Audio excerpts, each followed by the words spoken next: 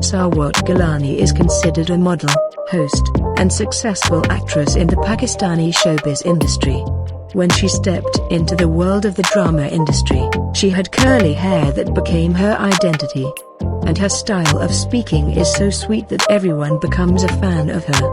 If we talk about her age at that time, she is almost 38 years old. Surely you are wondering how she maintains her fitness and health like young girls. She has confirmed in her interviews and social media videos that she exercises regularly and eats healthy food. She says that the more tension a person takes, the more sick and old he becomes. Sarwat Gilani started her married life a few years ago by marrying handsome actor Fahad Mirza. And now, by the grace of God, the couple have become the parents of 2 sons.